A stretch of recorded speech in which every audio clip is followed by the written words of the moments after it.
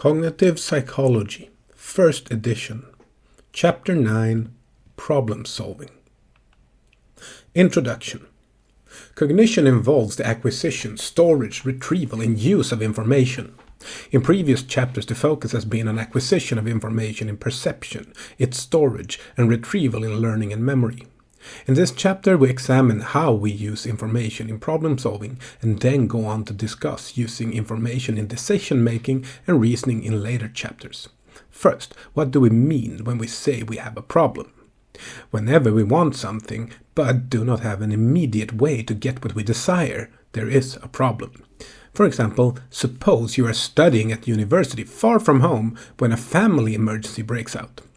You want to go home and help, but there are vital exams that week and there are many possible ways to get home, varying in cost and speed. When can you leave campus and how should you travel? By train, bus, plane, or by a mixture? This is a difficult problem which calls for extensive thinking.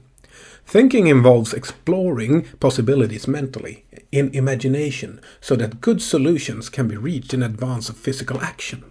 In your example, by thinking you might remember that there is a cheap coach home which would meet your needs, and so avoid impulsively buying an expensive plane ticket. This chapter focuses on the kind of thinking involved in problem solving.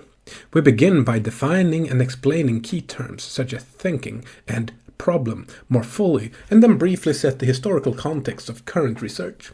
We will discuss ideas about problem solving as a sort of research and then go to current studies of insight problem solving, in which the solver has a strong aha experience as a solution comes suddenly and surprisingly. The role of knowledge or expertise in problem solving will be discussed, and finally we will look at solving divergent or creative problems where many new solutions are thought rather than just a single solution. Problem solving is clearly an important cognitive process and is the basis for progress in every area of human activity. Technology provides many cases of effective problem solving, as in developing mobile phones, computers, space vehicles, and so on. The arts and sciences, as we shall see when discussing creativity, also involve extensive problem solving, as in developing better theories of the structure of matter or devising new styles of music or genres of literature, for instance. Problems and problem types. Although thinking may often be relatively free-floating and undirected as in daydreaming, much thinking is directed towards achieving particular goals, such as solving a problem, making a difficult decision, drawing a logical conclusion, or producing a creative output. Researching on thinking has generally focused on goal-directed thinking in problem solving. This raises the question of what do we mean by a problem? Problems can be said to arise when a person or animal has a goal but does not have an immediately available way of reaching the goal. All problems have a goal, a starting situation in which the goal is not yet achieved, and a set of actions that can be selected from and combined to bring about the goal state. Problems come in great many shapes and sizes, but can be classified in terms of a few broad characteristics, such as degree of definition, whether an adversary is involved or not, whether extensive knowledge is needed or not, and whether the time scale of the problem is long or short.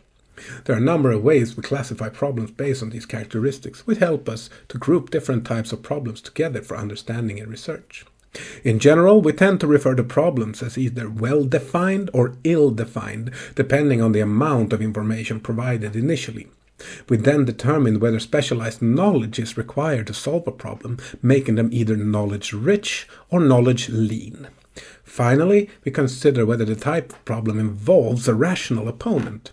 All of these components help us to understand a problem more fully so that we can consider the different problem-solving techniques and strategies involved or required in each.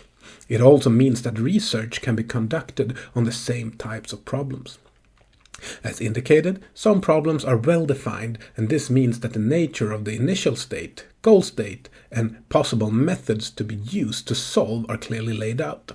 In contrast, many problems are ill-defined in that one or more of the key components are not fully specified.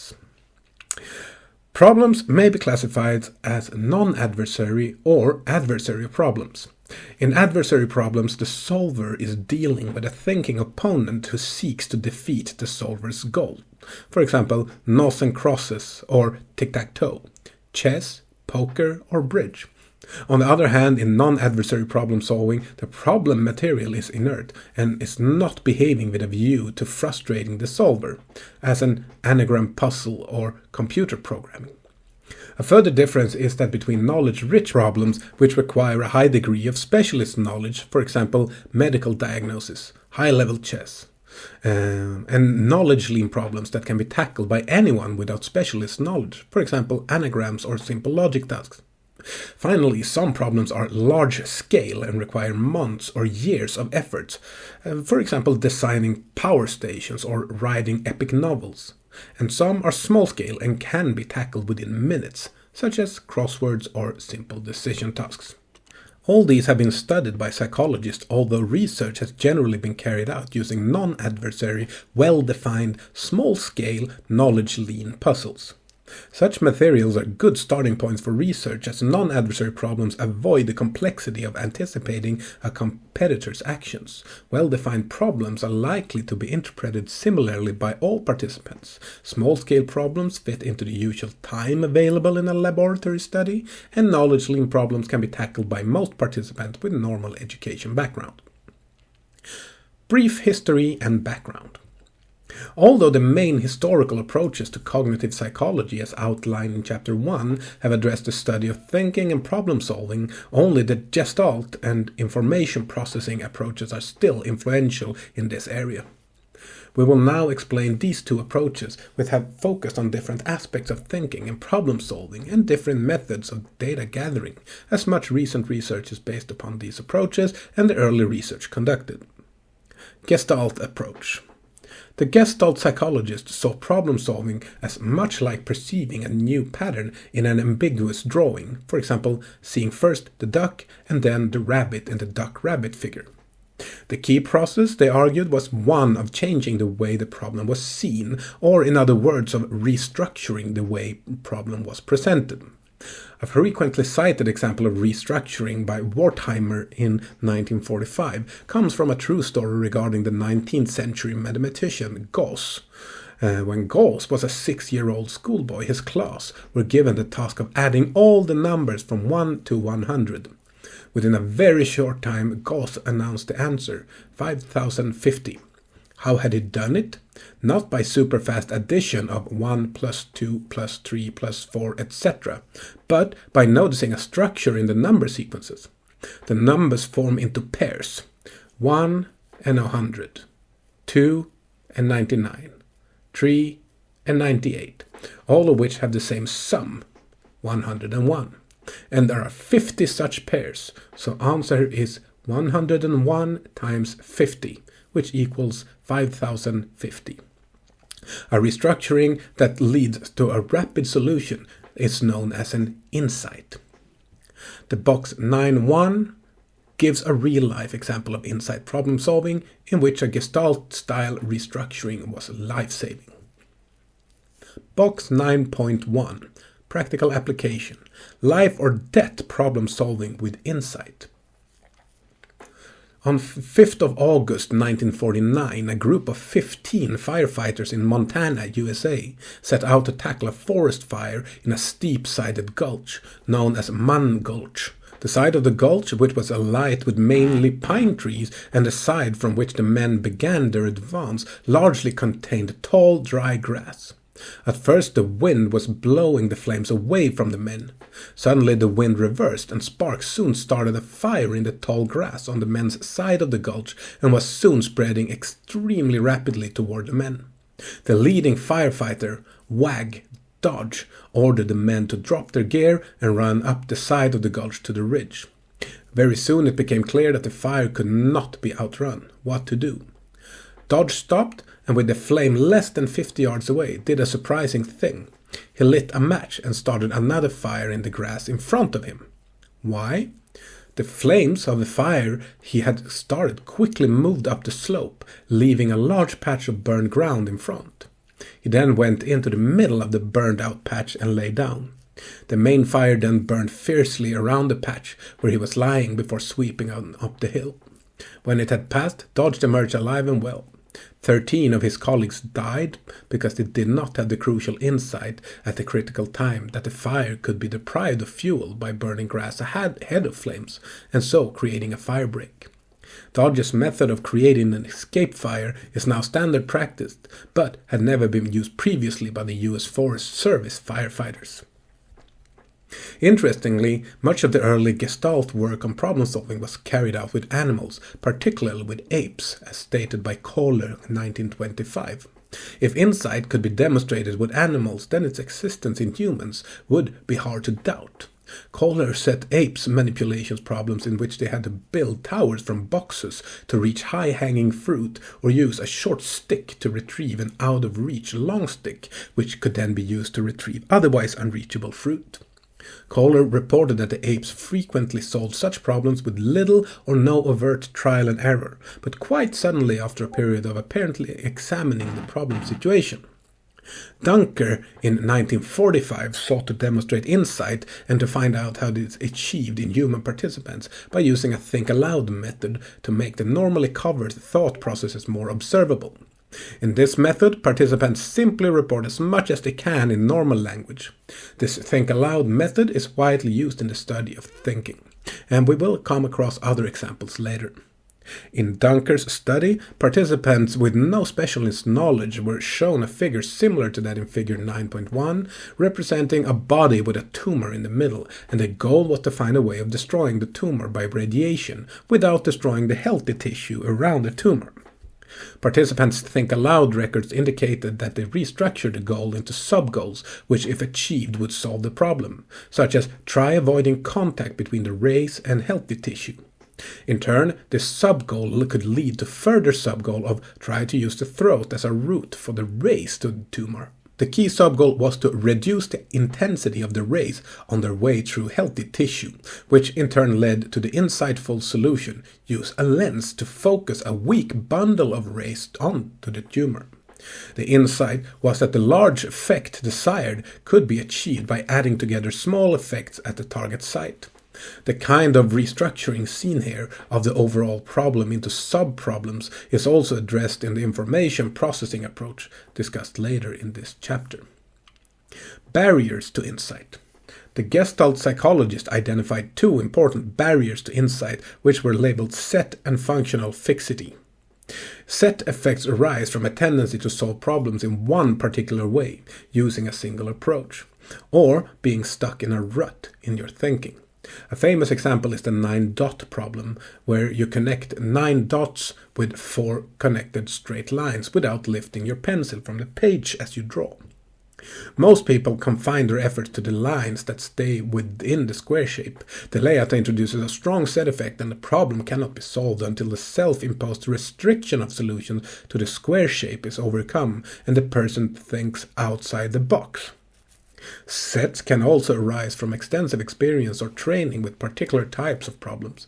So, given a run of water jar problems, in which 3 jars of different sizes have to be used to get target amounts of water, people will be greatly slowed down or fail altogether when a problem comes along in which only 2 of the 3 jars must be used. Even when the set-breaking problem is very simple for people not exposed to the set-inducing training. Another block to insight is functional fixity, which refers to a tendency to use objects and concepts only in their customary way. An example problem which demonstrates fixity effects is Dunker's candle problem, in which the task is to support a candle on a door using an assortment of materials, such as a box of tacks and some matches. The problem requires using the box in an unusual way. The box is emptied, and the tray of the box is attached to the door by a tack. The tray can then serve as a platform on which the candle can be secured by lighting the candle and setting it some molten wax dripped onto the tray. When the wax hardens, the candle stands securely fixed to the door. Dunker found that this task became significantly easier if the box was presented empty with the tacks out already. Dunker argued that the box was presented full. Its container role was salient, making it harder to restructure the way participants represented its function. Adults often find it difficult to think of novel uses for familiar objects, as in the candle problem. However, young children of about 5 years old suffered less from functional fixity in tasks requiring unusual uses of familiar objects, presumably because they had less strongly fixed associations of how objects are used. Similarly, Amazonian Indians unfamiliar with the tools to be used in a task showed less functionality fixity than Westerners for tasks requiring the tools to be used in unusual ways, until the typical use was shown to them, whereupon they also showed functional fixity at similar levels to Western participants. Evaluation. The Gestalt approach stressed organization, insight, and restructuring, showed how these processes could be investigated and highlighted the roles of set and functional fixity as barriers to solving problems. These were major contributions. Many of the issues raised by the Gestaltists are still under active investigation, for example, insight processes, which will be discussed again later in this chapter. However, a major drawback with the approach was a lack of clarity in its explanations. How restructuring actually came about was always unclear. Also, the approach did not address how we solve problems that do not require restructuring or insight. The information processing approach, to be discussed next, offers a route to greater clarity of explanation and is more widely applicable to a range of problem types while preserving some of the strengths of the Gestalt approach. Information processing approach. The information processing approach was inspired by the development of programmable digital computers, which began in the mid-1940s. As explained in Chapter 1, it was quickly realized that computers could be programmed to tackle many complex tasks such as playing chess, suggesting medical diagnosis, giving the symptoms, and, still not perfectly, automatic translation between natural languages. Computer programs to solve problems could be seen as comparable to strategies that humans might use to solve the same problems. A program which sought to mimic human thinking would be labeled a simulation program and should be distinguished from an artificial intelligence program which seeks to solve the problem as effectively as possible without any attempt at mimicking human strategies. So, for example, an artificial intelligence program to play chess would explore millions of possible move sequences in seconds, which a human cannot do. A simulation program might build up a memory bank of opening move patterns through exposure to many games, which is a more human-like approach. Despite this distinction, many ideas developed in artificial intelligence research have been adopted in the information processing approach to human problem solving and modified as possible descriptions of human approaches. Some key ideas of the information processing approach to problem solving will now be considered. Problem space. A very important idea is in the information processing approach to problem solving is that of problem space, which is a way of representing a problem as a graph, with points representing states of the problem and with lines connecting the points representing possible actions that lead from one state of the problem to other states. Problem spaces may be defined further into two subtypes, state action spaces and goal subgoal spaces, which we will now outline. State action spaces. In state action space representations, problems may be solved by searching through a series of operations which will transform the starting state into intermediate states, which in turn are transformed into further intermediate states until ultimately the goal state is reached. These operations may be represented in diagrams such as tree graphs, which resemble an upside-down tree with the starting state at the top. A partial tree diagram is shown in figure 9.4 for the familiar game of noughts and crosses, or tic-tac-toe. This is an adversary problem in which each player takes turns entering their symbol, an X or an O, and the first to get a row, column, or diagonal in the grid filled with their symbol is the winner. At the start of the noughts and crosses game, the grid is empty. The first player puts an X in one of the empty cells. There are 9 possible first moves. For reasons of space, figure 9.4 shows only 3 of the possible first moves. To each possible first move, there are 8 places for the second player to put a circle. To show the whole tree, just for the first and second moves, we would need a diagram with 73 grids, that is 9 times 8, plus the starting empty grid. The whole tree representing all possible games, where the game stops when someone wins or a draw occurs, would have 10 levels and a total of 255,168 grids or states, so even this fairly simple game generates a very large tree of possible states. Analysis of the whole tree confirms that you may have found from experience of playing that if both players adopt a strategy of blocking their opponent from getting a line, then a draw will always result. Consider also the 8 puzzle task shown in figure 9.5. In this task you are presented with a square tray containing 8 tiles numbered 1 to 8 and a space. The task is to rearrange the tiles moving one at a time into the empty space until a target arrangement is reached. Usually having the numbers in order 1 to 8 as you read from left to right in the usual way. This is in a way simpler than the noughts and crosses situation, as there is no opponent to deal with. As can be seen from figure 9.5, as with noughts and crosses, the state action tree grows rapidly. Even with just 4 possible moves at each state, by the 5th level of the tree, some 1024 equals to 4 with an exponent of 5 states would be generated. How might the goal state be found in large problem spaces? Analysis of possible strategies indicate 3 main methods by which a state action tree can be searched systematically. 1. Depth-first search. This involves a light load on memory in that only the one possible move at a time is considered. An example of depth-first search would be to take the rightmost move at each choice point in the 8 puzzle tree. However, this may or may not find a goal and would not generally be guaranteed to find the best solution, even if it did eventually solve. 2. Breadth-first search. This generally involves a very heavy working memory load in that it generates the whole tree by considering each possible move at each level and storing the resulting tree. However, this method is an algorithm in the sense of always reaching the goal. 3. Progressive deepening.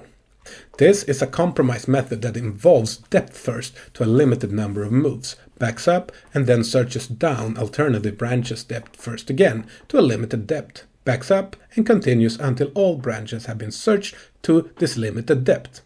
If the goal has not been found, the method extends the depth limit to a deeper level and begins the search again, and so on until a solution is reached. This method is algorithmic, like breadth first, and as it will execute a complete search if necessary, but also may be lucky and find a solution early, as may depth first. The above basic search methods involve a blind search in that they only classify states as goal, in which case stop, or not goal, in which case continue the search. If intermediate states can be evaluated for promise, that is likely to be a step towards the solution, then such states can be selected as the basis for further exploration. A simple method of using intermediate evaluation is known as hill climbing. The name comes from a way of climbing a hill in a thick fog. If one could only see one step ahead, then by testing out each of 4 steps, north, south, east, west, one could find which possible step would lead to the highest ground and take it. Repeating this process would lead to a peak, that is a state from which all possible steps lead to lower ground. This method can be described as a heuristic method, in that it will often be helpful, but is not guaranteed to find the best solution. For example, it may find a foothill rather than the highest point in the space that could have been reached from the starting point. If the person could look or think ahead more than one step, such a method would be improved in, and in general, the further ahead one can look or imagine, and the more accurate evaluation method for better performance will be. In the case of the 8 puzzle, a possible evaluation procedure might be to count the number of tiles in their target positions, or one might try counting the number of tiles that are in sequence. The development of more accurate evaluation functions has been one important factor in improvements in chess playing programs over the years. Box 9.2 Research Close-Up Experimental Study of State Action Problem Solving. Source Thomas J. C. Jr. in 1974, An Analysis of Behavior in the Hobbits Orcs Problem. Introduction. A number of studies have examined human search in problems that lend themselves to a state action representation. An early example is Thomas' experiment on the hobbits and orcs tasks. Method. The task was based on the hobbits and orcs characters in Lord of the Rings, and the goal is to get 3 hobbits and 3 orcs across a river. The only way to cross is by a boat, and the boat can carry only 1 or 2 passengers at most. There must be at least 1 passenger in the boat for it to cross, and you have to avoid orcs outnumbering hobbits on the same side of the river, or the hobbits will be eaten. The task was presented on a computer, and participants could only see 1 state at a time. The entire state action space for the hobbits and orcs problem is set out in figure 9.6. Results. Although the problem could be solved in a minimum of 11 moves, participants typically required over 20 moves. Thomas found that states 5 and 8 presented most difficulty in terms of error and times to make moves. Discussion. The difficulty at state 5 may be because there are a larger number of possible moves than usual at this state. The difficulty at state 8 may well be because people are engaging in a hill climbing form of search. Feel that they are making progress at that point. Well, 4 creatures are on the target bank and are reluctant to backtrack, which is necessary at this point in order to progress. The correct move involves going to a state with only 2 creatures on the target bank. Problems such as this, which require a detour, are typically difficult, presumably because of the prevalence of simple hill climbing strategies. Similar results favoring the use of simple hill climbing with a look or think ahead of only 1 step were found in detailed analysis of possible models for human search patterns in a range of water jar tasks and variants of the hobbits and orc tasks. Hill climbing has also been found in some insight problems such as the 9-dot problem, which require backtracking, and we will discuss these later in this chapter. Goal sub-goal spaces. In addition to the state action form of problem space, an alternative type of problem space involves a goal sub-goal space. In this representation, the problem is divided into goals and sub-goals, and each sub-goal can be tackled by splitting it into sub-goals, and so on.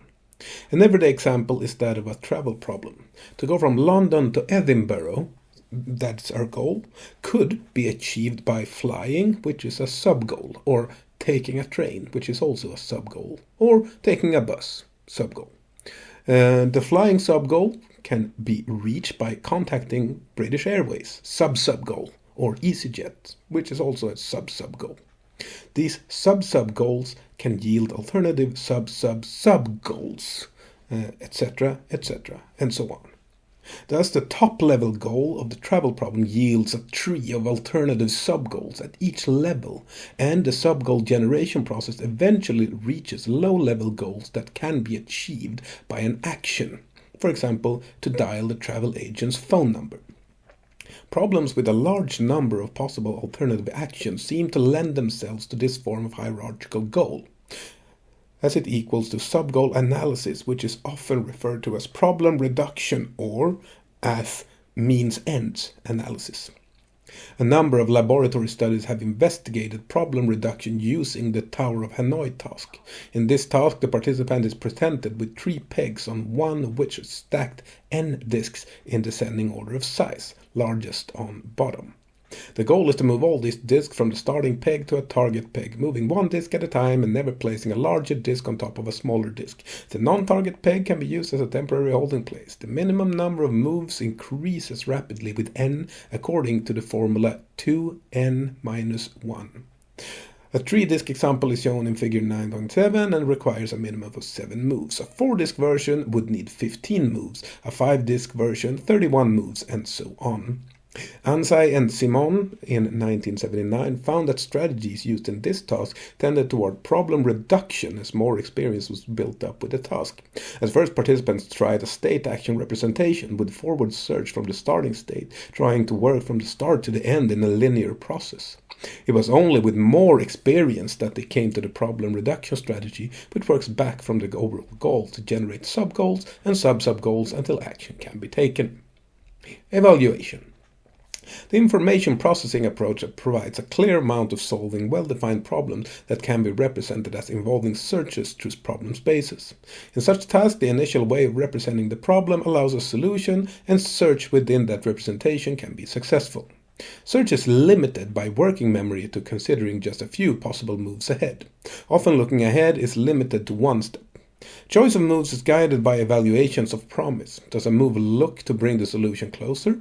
Although this is often a useful heuristic, it can lead to difficulties with detour problems in which the goal must be moved away from before it can be reached, such as with the hobbits and orcs tasks.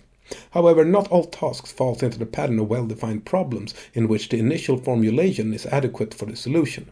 How information processing approaches might handle tasks that require a change in representation brings us back to insight tasks, which are the focus of the next section. Insight Revisited. The information processing approach outlined above has provided convincing analysis of processes involved in solving problems that can be tackled by searching within a particular representation, either by using state action space search methods or goal sub-goal strategies. However, the understanding of how we solve problems which need a change in the way they are represented, for example, insight problems, has lagged behind.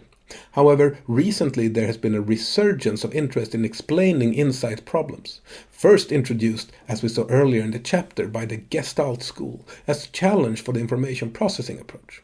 We will now look at some of this recent work. With non-insight problems, search progresses within the initial representation. In contrast, insight problems require change in the initial representation before a solution is possible. We previously introduced the X-ray problem and the 9-dot task as investigated by the Gestalt school. Two further examples of insight problems are as follows. 1. The matchstick problem. How would you arrange 6 matches to form 4 equilateral triangles? 2. A man married 20 different women in 1 month. All the women are still alive and not divorced. No anti-polygamy law was broken. How can this be? In both these examples, the initial representation needs to be restructured. In problem 1, there is a strong tendency to work in 2 dimensions, but solutions requires the use of 3 dimensions to build a small pyramid so that the base is 1 triangle and the sides form 3 more triangles. In problem 2, the word married is usually interpreted as become married to, but needs to be reinterpreted as caused to be married. That is, the man is entitled to carry out marriage ceremonies. Comparing insight and non-insight problems. A major line of research addresses the question of whether differences in processes between insight and non-insight problem solving can be established experimentally. The Gestalt view is that insight problem solving involves a special process of restructuring. Weisberg in 2006, on the other hand, argues that insight problem solving arises from normal ordinary processes of search and problem analysis without any need for special or unusual processes. One method for tackling the question of whether special processes are involved in insight tasks as against non-insight tasks uses ratings of feelings, specifically on how close the solver is to the solution and how confident they feel about solving the problem when they first hear it. Metcalfe and Weibe compared insight versus non-insight tasks and found that feeling of knowing one could solve, taken at the start, was a better predictor. Correlation with solution was 0.4 for non-insight than for insight tasks, where the correlation was 0.08.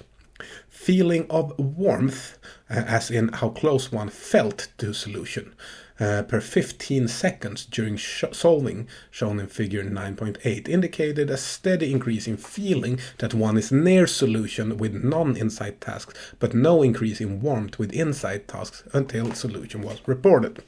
This result supports the idea of sudden restructuring in insight tasks. Neuroscience approach to insight versus non-insight tasks. A 2004 study used functional magnetic resonance imaging, fMRI, and electroencephalogram, EEG, methods to determine whether differences in brain activation patterns between insight and non-insight problem solving were visible.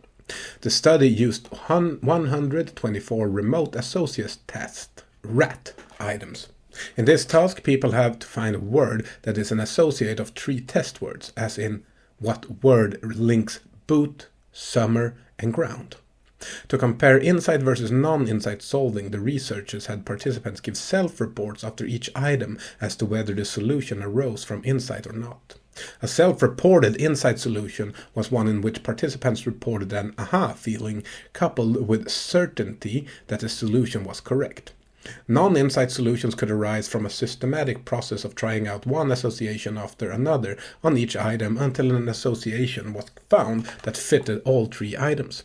The results indicated that fMRI showed increased activity in one particular brain area, the right anterior superior temporal gyrus, for insight solutions compared to non-insight solutions. EEG records also showed increases in activity in the same area shortly before solutions. These findings suggest differences in neural processes between insight versus non-insight solving.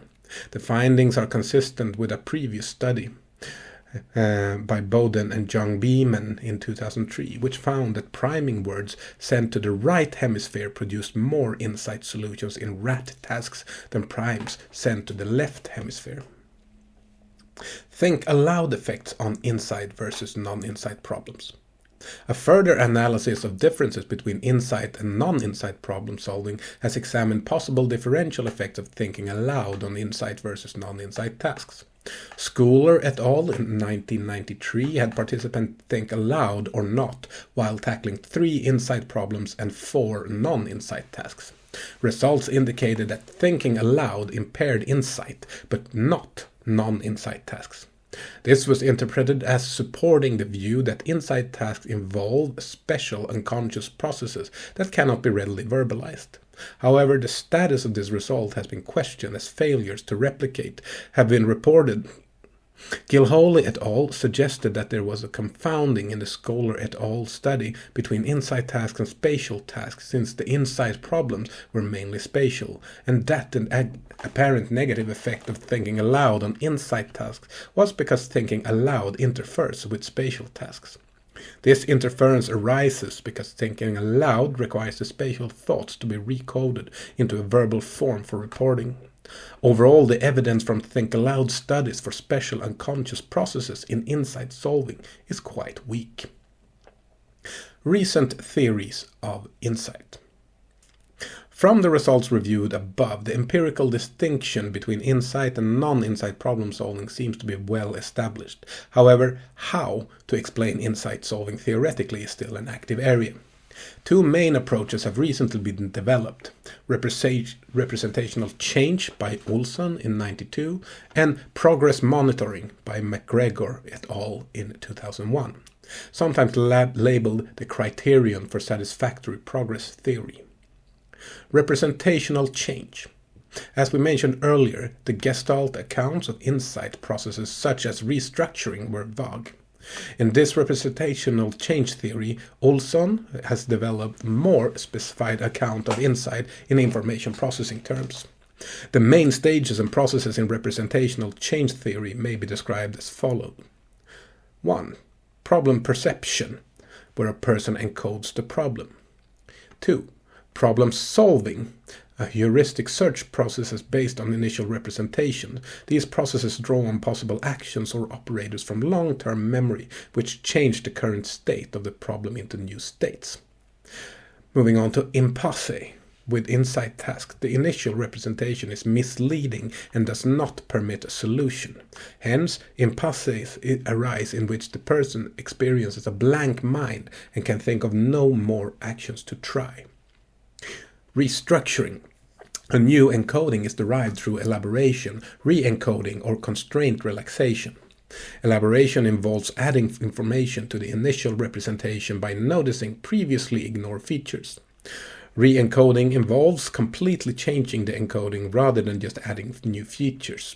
For example, changing the interpretation of married in the marrying man problem leads to the re-encoding of the problem.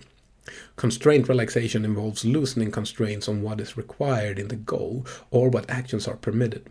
Removing the constraint to work with the square shape in the 9-dot problem is an example of this process. Olson proposes that these restructuring processes take place outside consciousness and involve automatic processes such as spreading activation. Partial insight. Retrieval of possible actions following restructuring breaks the impasse and leads to a sequence of steps that achieve solution. Full insight. Retrieval of possible actions following restructuring leads immediately to a solution state or to a state close enough to the solution so that the solution can be anticipated within a limited mental look ahead.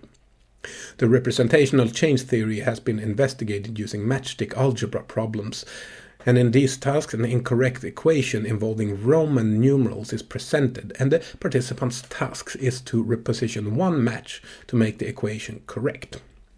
Our usual experience of equations often involves changing numerical values but not changing operators, such as plus, minus, or equal to. These problems require re-encoding, in which groups of matches forming conceptual units or chunks need to be broken up and reconfigured.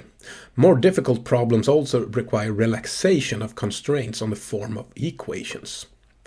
Knoblish et al. Found that re-encoding chunks, for example changing VII to VI and 2 to 3 by moving one match in the first problem, was easier than relaxing the constraint on the typical form of equations, as in from IV, as in IV plus IV, to IV equals IV in the second problem. Overall, the matchstick algebra problem-solving studies lend support to the representational change theory, but how well the theory would extend to a wide range of other problem areas remains to be determined by further research. So far, the theory has been extended to apply to the car parking problems discussed in box 9.3. Progress monitoring. McGregor et al. In 2001 have developed an alternative to representational change theory, which is known as progress monitoring theory. According to this approach, the main source of difficulty in insight tasks is the use of inappropriate heuristics, particularly hill climbing methods. They propose that as people search for actions that would help them to reach a solution, they monitor the process against some criterion. Failure to meet a progress criterion triggers restructuring rather than impasses. The theory can be explained through the example of the 9-dot problem to which McGregor et al. Applied their approach. Traditional explanations for the difficulty of the 9-dot task propose a fixation or set on the square shape so that other solutions are not considered. However, instructions to search outside of the squares were not found to be helpful. Lang and Dominowski in 1985 suggested other inappropriate constraints, for example assuming all lines begin and end with dots. Progress monitoring theory proposed an alternative explanation involving two main points. These are 1. Use of a maximization heuristic in which each move or decision is an attempt to make as much headway as possible towards the goal, and 2. Use of progress monitoring in which the rate of progress is assessed constantly, and if it is deemed to be too slow and inefficient, then criterion failure occurs. An alternative strategy may then be solved. Progress monitoring theory as applied to the 9-dot task suggests 1. The maximization heuristic would be for each move to cover as many new dots as possible, and 2. That progress monitoring would involve the rate of progress being assessed against the number of dots required to be covered per line to solve. And if no move meets the criterion failure occurs. An alternative strategy may then be sought, for example, extending lines. McGregor et al. Explored the progress monitoring theory explanation of the 9-dot task by testing participants with 2 variants of the problem labeled version A and version B. If constraint relaxation is all that is required to think outside the box, then participants should do better on version A than B, since A shows a line going out of the box. However, if criterion failure is necessary, then participants will do better on version B, because they can cover fewer dots in the next 2 moves, and so will realize they are on the wrong path sooner. McGregor et al. Found that only 31% of those given version A were successful, but 53% of those given B solved.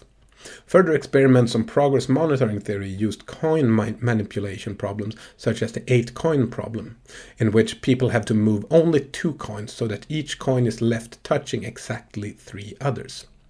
If the strategy employed simply seeks to achieve a short-term goal of bringing one particular coin to rest in contact with 3 others, then there is no move available in the upper version of the problem. But 20 moves are available in the lower version.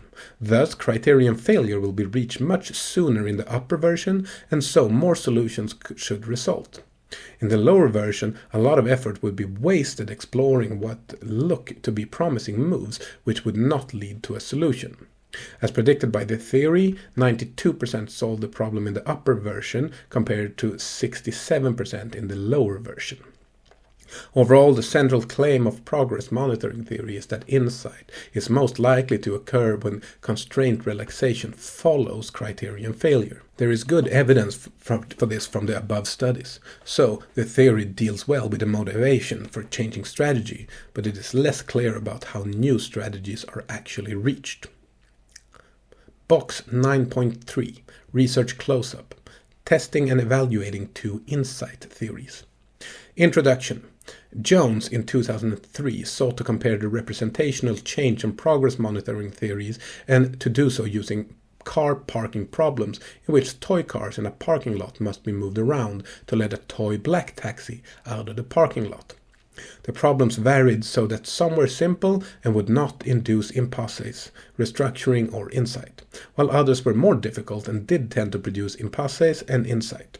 The main difficulty in the insight-inducing problem is to consider moving the taxi before the exit path has been cleared. Example problems are shown in these figures. Method and results. Jones' experiment involved 3 conditions. In the normal condition, 4 progressively harder problems that required ever more moves, but in which the taxi always moved last, were followed by an insight task in which the black taxi had to be moved as an intermediate step, as well as at the end to get out. The rotated condition was the same as the normal condition, except that for the insight task the display was rotated 90 degrees, so the exit was to one side rather than at the foot of the picture. And in the easy condition, 4 easy problems were followed by an insight problem. A number of dependent variables were examined: moves, times per move, eye movement fixations, and durations. The representational change theory predicted that impasses would occur before the taxi was moved, and that the rotated and easy conditions would lead to better performance on the insight problem than the normal condition. Progressive monitoring theory predicted that there would be no difference between rotated and easy conditions, and that early impasses would be associated with better performance, because looking ahead further would lead to the solver seeing the impasse before actually reaching it. Results indicated that impasses did tend to precede moving the taxi, and that rotated and easy conditions did involve earlier impasses and showed better performance than the normal condition. Discussion. It was concluded that both representational change and progress monitoring received some support. The results suggested that progress monitoring applies to the first stage of solving, leading to impasse, and that representational change applies to breaking of the impasse and subsequent insight. Thus, it seems that both theories have support, and we can conclude that the 2 theories can be seen as dealing with different stages of insight solving, and so are complementary rather than contradictory. The study has limitations in that only one type of problem was explored, so safe generalization awaits replication with a broader range of tasks. Knowledge-rich or expert problem solving. So far we have been considering largely knowledge-lean problems in which no specialized knowledge is required.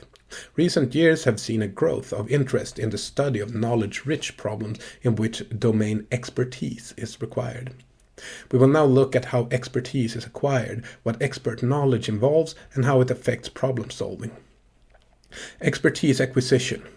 Acquisition of domain expertise in many areas seem to require approximately 10 years of intensive study. Chess is a clear case in which we have objective performance ratings and good records of starting ages and lengths of time playing. From these data, 10 years is a typical time of intensive study before reaching grandmaster level, which is the highest level. Clearly, strong motivation is required to maintain study over many years. Furthermore, Ericsson in 1999 has shown that deliberate practice of skill components guided by a training schedule and by coaching is needed for the best results. not sheer unguided practice. For example, Eriksson and Krampe in '93 found large differences in total hours of deliberate practice between professional and amateur musicians, and these differences began to show from early ages. Nature of expertise. Expertise typically seems to involve extensive memory for familiar patterns with cue-appropriate actions. This is shown in chess via the chess memory task, in which it has been found repeatedly that experts remember realistic board patterns well after brief exposure, but not random patterns, while novices are equally poor on both. Further, this advantage is domain-specific in that chess experts are no better than novices in non-chess memory tasks. The explanation for this domain-specific memory advantage is that experts have built up extensive long-term memory of familiar patterns, which helps them encode or chunk new and realistic positions into familiar sub-patterns. Similar findings have been reported in numerous other domains, such as the Japanese game of Go-Moku, bridge, and programming. Experts represent or see problem situations differently from novices as they draw on more elaborate set of schemata. For example, in physics, Chi et al. In '82 used sorting tags in which participants grouped problems into categories, and the groupings indicated that experts would put together problems that required similar physical laws, while novices tended to group together problems that involved similar concrete objects. Thus, the experts saw the problems in terms of underlying principles, such as laws of motion, while the novices saw the problems in terms of more superficial characteristics, such as the objects involved, which was, for example, slopes, pulleys, and weights. In terms of problem solving, Larkin in '78 found that experts in physics problem solving tended to spend more time analyzing problems to fit them into familiar schemas before trying actions than do novices who lack ready-made schemas. Experts then tend to work forward from the starting state to the goal, using approaches which they recognize as promising, while novices tend to work backwards in a more effortful search, as they lack pre-existing schemas that can be readily applied. This pattern probably arises because experts have a large repertoire of familiar types of problem that they can classify new problems with and reapply old solutions, whereas novices have to work out problems from basic principles. Although de Groot in '65 found few differences between more and less expert chess players in depth or breadth of search in deciding moves in chess, his study was small scale with only 5 experts and 5 novices. Later studies using larger groups of participants and wider ranges of skill did find steady increases in depth, breadth, and speed of search as a skill level increased. So it seems that experts can carry out wider, deeper, and faster searches through possible sequences of chess moves than can novices. Holding also found that experts were better able to evaluate possible moves in terms of how likely they were to lead to a winning position. Thus, experts in chess have developed more appropriate search processes as well as more useful representations of the tasks. Evaluation. Overall, expertise research has extended the information processing approach to problems which require extensive background knowledge to tackle. In the case of expert problem solving, the emphasis is mainly on recognition of familiar problem patterns and application of previously acquired solutions, as against extensive searching through possible action sequences. Thus, chess masters and expert diagnosticians in medicine can recognize many thousands of patterns of board positions or of symptoms, and apply previously learned solutions or diagnoses. Acquisition of expertise requires extensive practice over roughly 10 years, a time which has been found to apply in many different areas. Creative problem solving. So far we have been looking at problems, whether insight or non-insight, knowledge-rich or knowledge-lean, that have one correct answer, and these are often labeled convergent problems. Problems that have many possible answers are labeled divergent, and it is often said that these require creative thinking because of the variety of solutions that could be considered. We will now review research on creative thinking from early studies to more recent work on unconscious processes in creativity. First, some definitional points should be addressed. What do we mean by creative? When is a solution creative? An often given definition of what makes a solution creative is that it is novel and valued or useful in some way. Regarding novelty, Bowden 2002 distinguishes the personally creative, novel for the individual, versus the historically creative, as in novel in the history of world. From the point of view of psychology, personal creativity is critical. Even if a particular solution has been found before, if it is new to the solver, it may be creative. Weisberg, in 2006, disagrees with the inclusion of value in the usual definition and suggests instead that a creative product is novel and is also intentional, that is, designed to meet a goal. This is a useful proposal since it removes possible changes in the creative status of a product whenever value judgments shift, as can happen particularly in the arts. For example, Van Gogh's work was little valued in his lifetime, but is now very highly regarded. The main approaches that have been followed in the study of creative thinking and problem solving are those drawing on personal accounts and those based on theories and laboratory studies, and we will now review these approaches. Personal accounts. Many famous scientists and artists have given personal accounts of their experiences of creative problem solving, often long after the events described. Such accounts have been used as the basis of some models of creative problem solving, and so a small selection will be given here. Henri Poincaré. Poincaré in 1908 was an important French mathematician in the 19th century and took a strong interest in the psychology of creative thinking. He provided the following report of his own experience in solving some difficult problems in mathematics. For 15 days I strove to prove that there could not be any functions like those I have since called the Fuchsian functions. Every day I seated myself at my work table, stayed an hour or two, tried a great number of combinations and reached no results. One evening, contrary to my custom, I drank black coffee and could not sleep. Ideas rose in crowds. I felt them collide until pairs interlocked, so to speak, making stable combinations. By the next morning, I had established the existence of a class of Fuchsian functions. I had only to write out the results, which took but a few hours. Hermann Helmholtz. Helmholtz in 1898 was a major figure in 19th century physiology and made important contributions to the study of color vision among other topics. At a dinner in his honor he made the following remarks about his views on creative work. So far as my experience goes, happy thoughts never came to a fatigued brain, and never at the writing desk.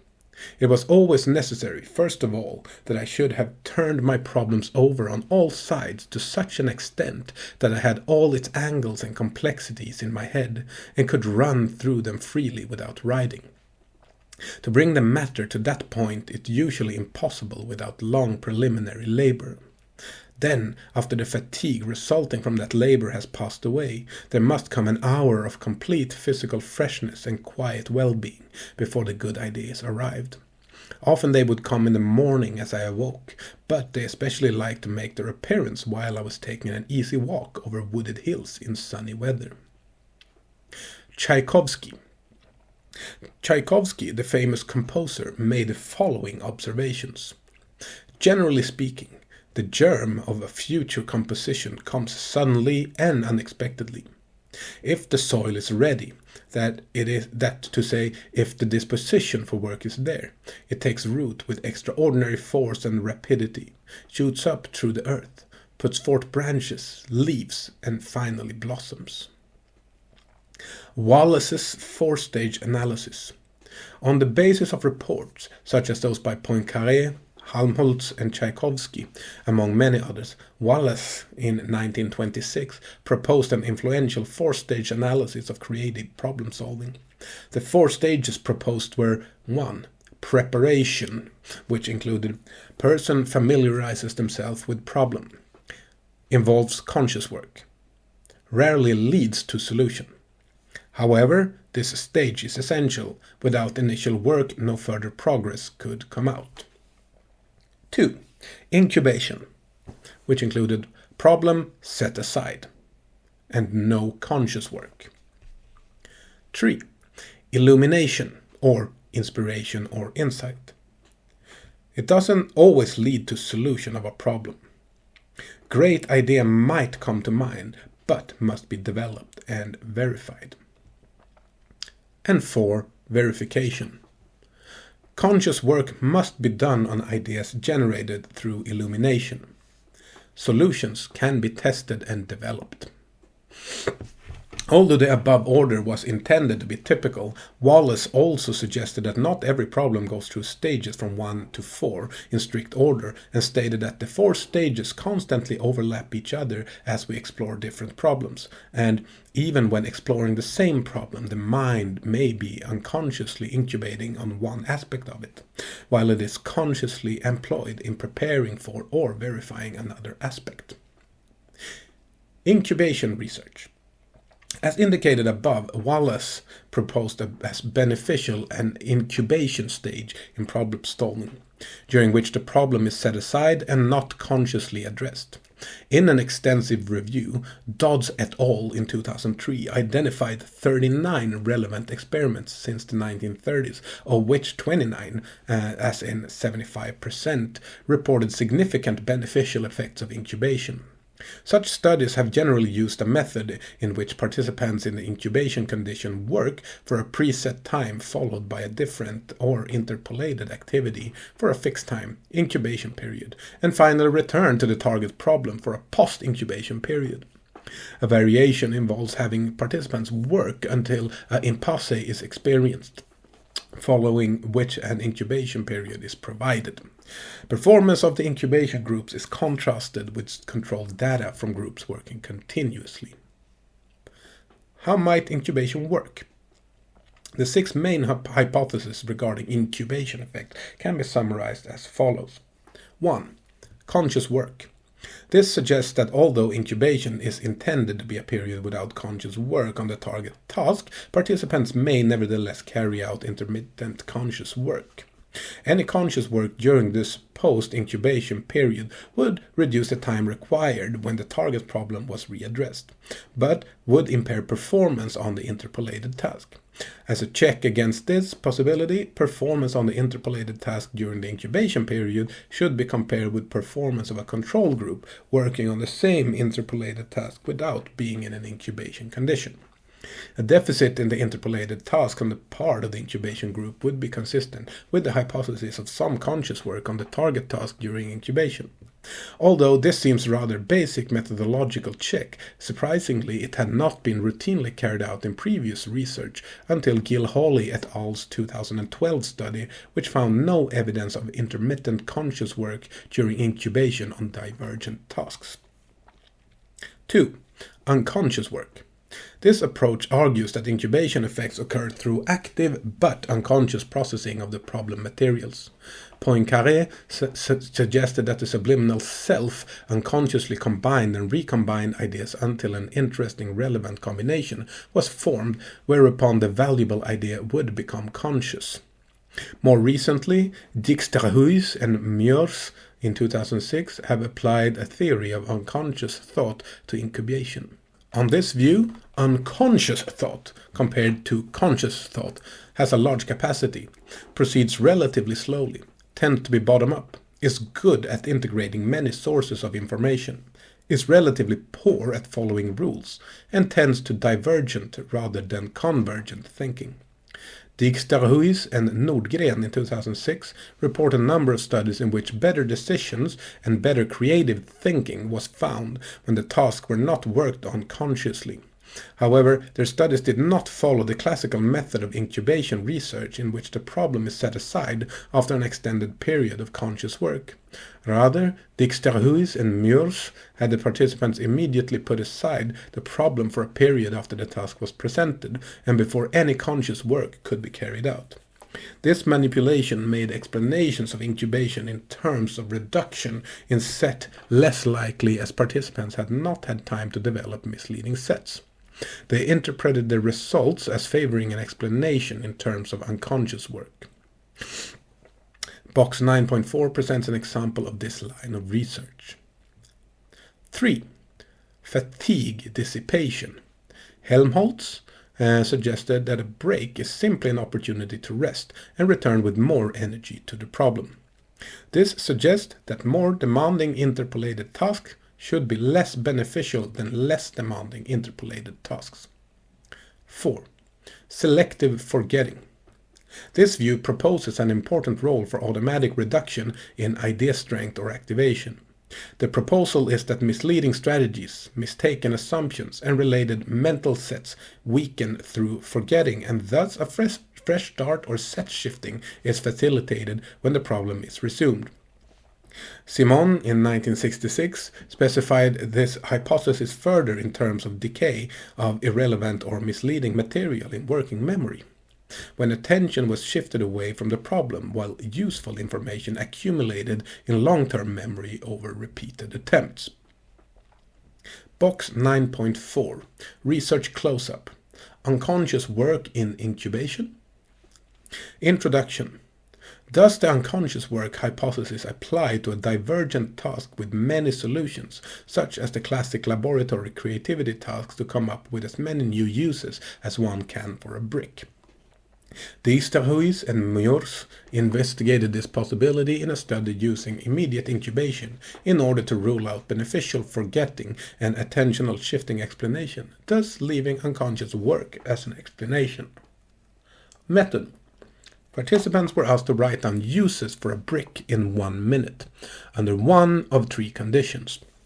Immediate generation, after 3 minutes of unconscious thinking, in which a 3-minute visuospatial interpolated task was given immediately after the problem statement, and then 1 minute was allowed to report uses, and after a 3-minute conscious thinking condition in which participants had 3 minutes to think of uses without reporting uses, followed by a 1-minute period to report uses. Results.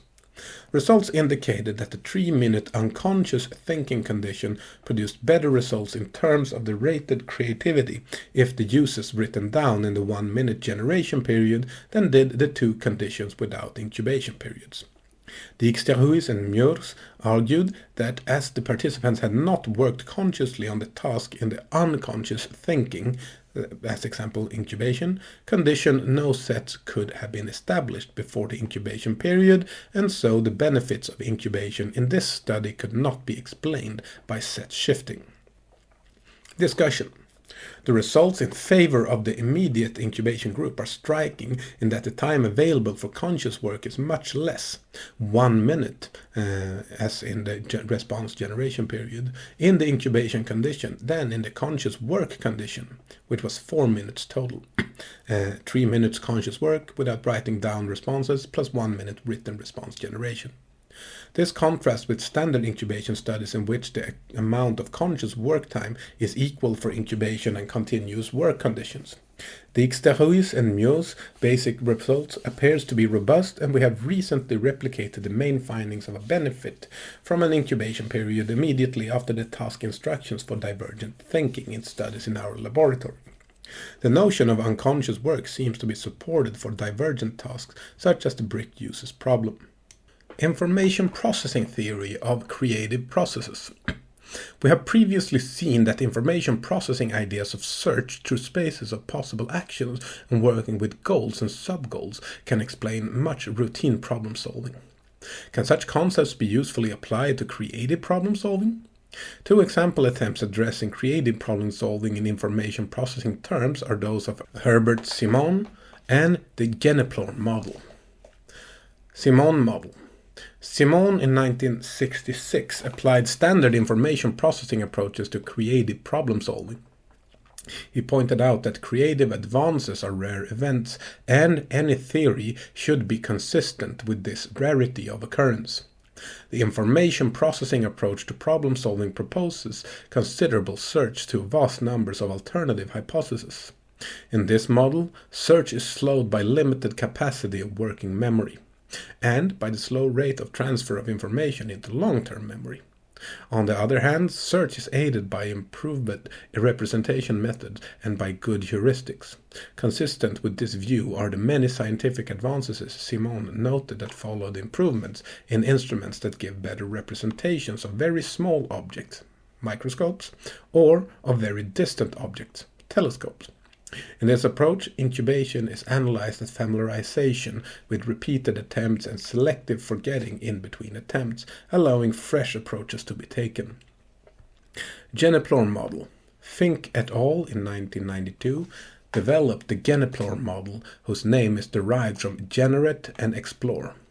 The proposal is that creative work involves an initial stage in which pre-inventive structures are generated and are then interpreted during an exploratory phase.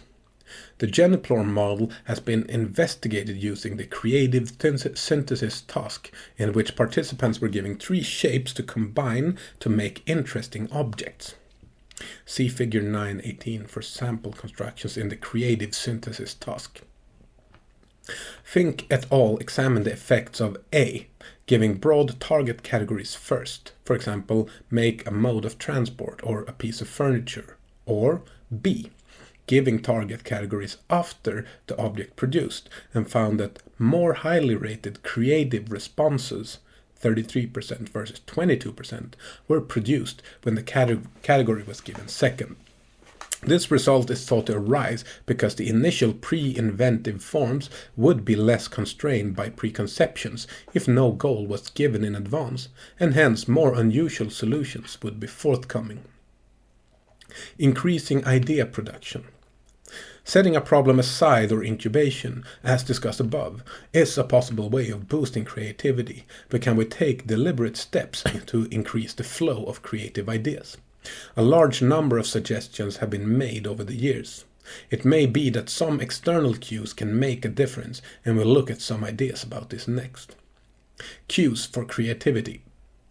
Social psychologists have often found that small cues can have large unconscious effects. For example, participants provided with cold drinks rated people they met in the study as less pleasant and friendly than when they were given warm drinks. Further, after holding a warm pad versus a cold pad, people were more likely to pick a gift for a friend instead of for themselves. In the area of thinking, Forster et al. In 2005 found that participants who were asked to think for a few minutes about the characteristics of punks as against engineers produced many more original and creative uses for everyday objects in a typical divergent thinking task. The interpretation was that the perceived unconventionality and rule-breaking tendencies of punks cued or primed unconventional approaches to the divergent uses task.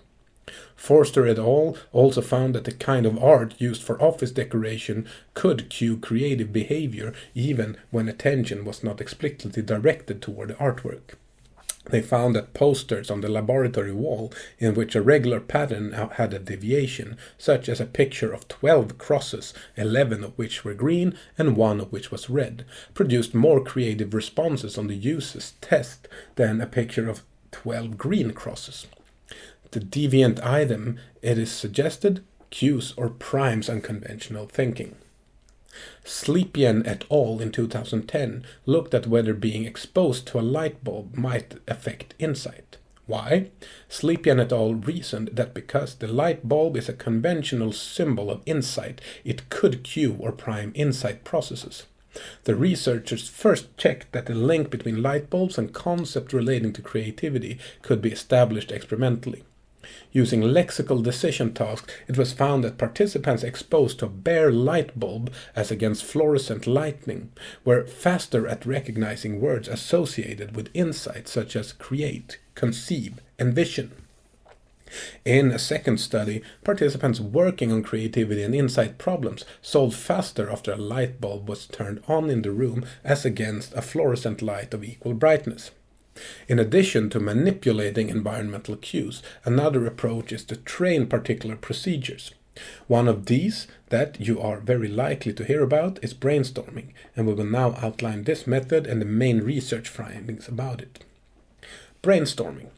A practical businessman who worked in the advertising industry, Alex Osborne, became dissatisfied with conventional means of developing new ideas, which were constantly needed in advertising. In response to this need, Osborne in 1958 developed the brainstorming method described in his book Applied Imagination. The method has been subsequently taken up very widely by a broad range of organizations. It was originally proposed as a method for problem-solving groups, but can be readily adapted for individual use. Brainstorming aimed to assist in the idea-generating stage of problem-solving and involves two main principles. 1. Deferment of judgment. 2. Quantity breeds quality. And 4 rules. 1. Criticism is ruled out. 2. Freewheeling is welcomed. 3. Quantity is wanted. 4. Combination and improvement sought. The deferment of judgment principle meant that the evaluation of ideas was to be postponed until after a fixed period of idea production. This counters the normal tendency to evaluate ideas as they are produced. This could be inhibiting developments from earlier ideas that could lead to useful later ideas. The quantity breeds quality principle stresses that the more ideas produced, the more likely at least one good idea will be produced. The rules suggest ways of generating ideas without evaluation and by freely associating it to and modifying previously generated ideas. Early studies indicated that brainstorming did result in more ideas and more high-quality ideas than were obtained with conventional methods for tasks that required novel ideas.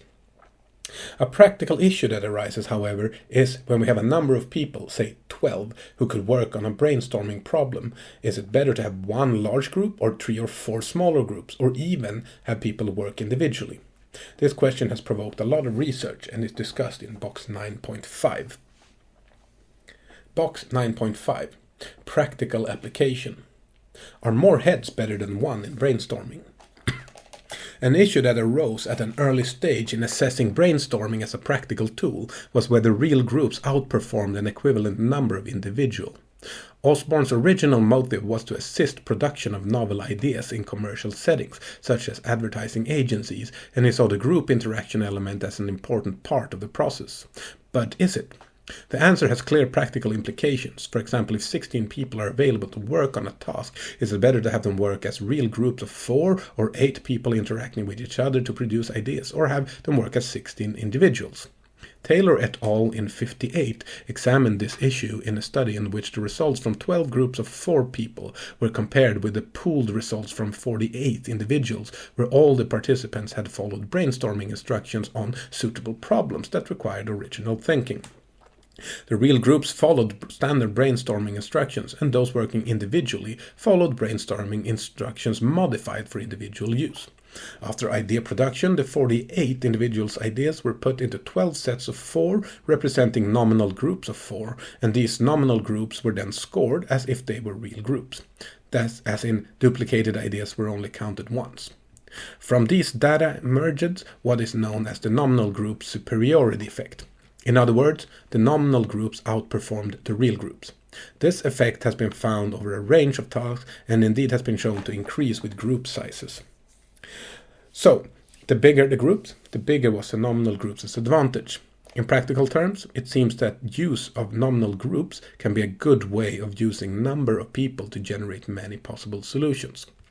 Why were nominal groups better for brainstorming than real groups?